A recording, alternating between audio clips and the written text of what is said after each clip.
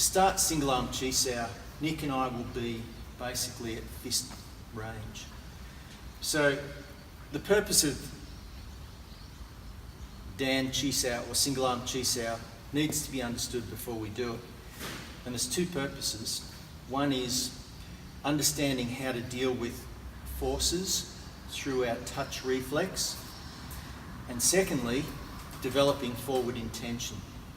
So if Nick and I have our hands here, Nick's first position is in a Fuk Sao, mine's in a Tan Sao. So this drill has some preset moves which we'll go through, and then we'll explain what's happening at each one.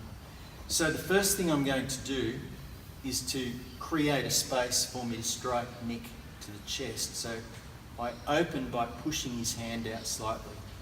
I go to strike with a palm strike to his chest. So he can feel me pushing out. If I push out too far, he can strike me straight underneath. He can just let my hand go and strike if his forward intention is working.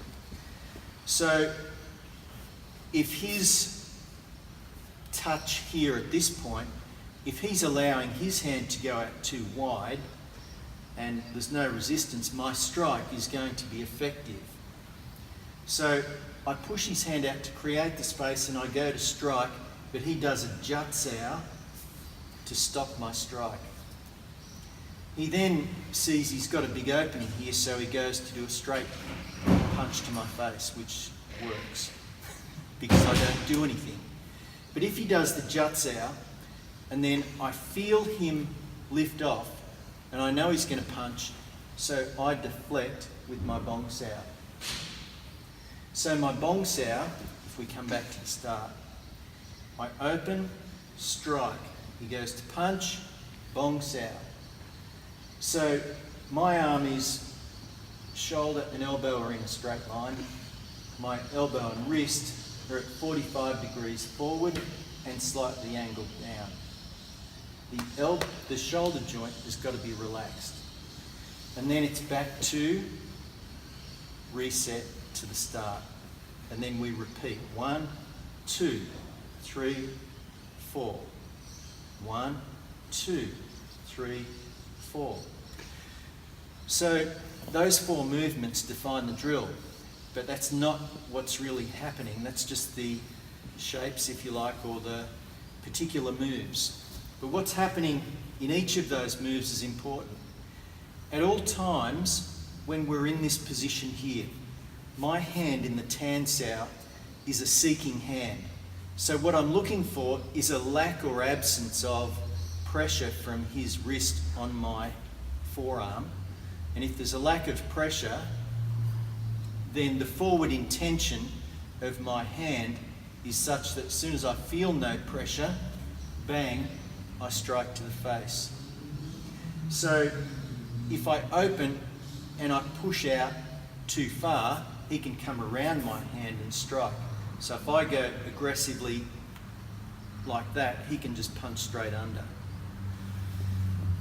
So similarly, if I feel his hand weighing down on my forearm, my hand will just come around. It lets the force go. He's pressing down, straight in with the punch. So that's my forward intention of feeling the force and reacting to get through the gap and strike. So when I open and he does the jut sao, if I don't feel that he's going to do something there, then it's my job to do something. So if he's just pressing down on my hand, again, I'll come up and under to strike through.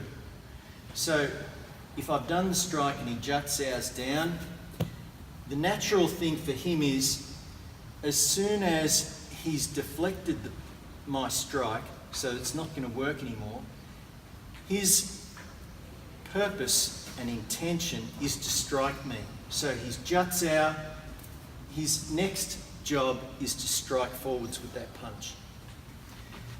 And if I let my bong sao, come back in like that, you can see what happens. So if my bong sao doesn't have forward intention, then it's going to let this fist too close to my face. I don't even need this to be at or above face height to deflect his punch so that it won't hit me. As long as I've got forward intention on that bong sao, it's not going to allow his fist to strike me. But I could then, of course, open and follow through.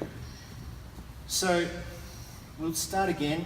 Actually, we'll change roles this time. So, and again, if I feel, now I can feel immediately some forward pressure here. So if I let go, Nick's hand should be going to strike me, either to the chest or to the face.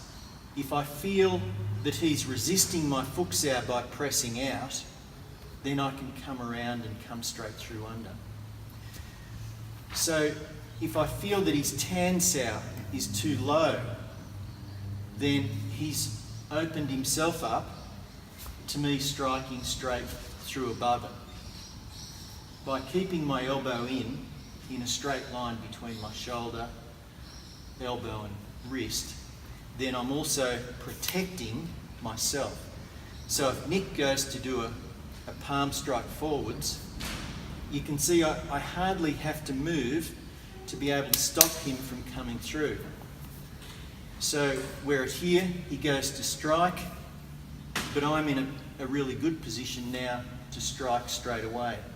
So again, then I punch, your bong sao is folding. That's it. So you can see the difference if you let your bong sao fold, how it comes closer to your face. By pushing it further forward, you're pushing that punch back away from the face. Okay, so we'll go 1, 2, 3, 4. 1, 2, 3, 4.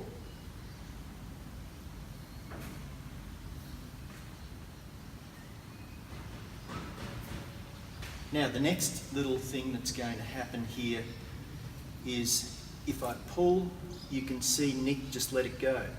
So he's not fighting my force with force. If he feels a force, he lets it go, which was perfect. So if I push, he can deflect that force by turning, hopefully without corrupting his own centre. So if I pull, he lets it go, because as soon as I've done that, I've just created a big gap for him. So this drill has got a lot in it. It's not about me trying to score cheap shots on Nick, like trying to see if I can go, woo, or score a quick little point. It's meaningless to do that. The whole point of this, it's called a partner drill for a purpose. It's about working with your partner to improve your forward intention and to improve your response to that touch, to the forces that you feel when you make contact. So my job is not just to help me develop my own response, but also to help Nick develop his response. So when we do this drill, single arm Chi Sao, that has to be uppermost in your mind. This is about helping both of you to develop forward intention. So if you open Nick, and also about developing that response to the forces that we feel on contact. Another force that we can feel as well is in that punch, if I then push straight down on the bong sao. So that again is where we can learn to twist to deflect the force. So if we reverse roles, so if I strike, you try and press down, and I pull with a lap sao, I turn my bong sao into a lap sao and follow straight through. So there are so many different types of forces that you can bring into single arm Chi Sao. So that's just a few. So we're going to have a practice now. So find a partner, work through those steps, 1, 2, 3, 4, thinking about two things at all time. One is my hand seeking to go through to my opponent? Is that where my pressure is? Is that my intention in my mind? Secondly, how am I dealing with the force of the contact? Is the force going around there? I'll come around the outside. If the force is going down, I'll come over it. If the force is going out, I'll just go straight through. So how am I dealing with those forces? And that's what we've got to think about doing single arm Chi Sao. Thanks, Nick. All right.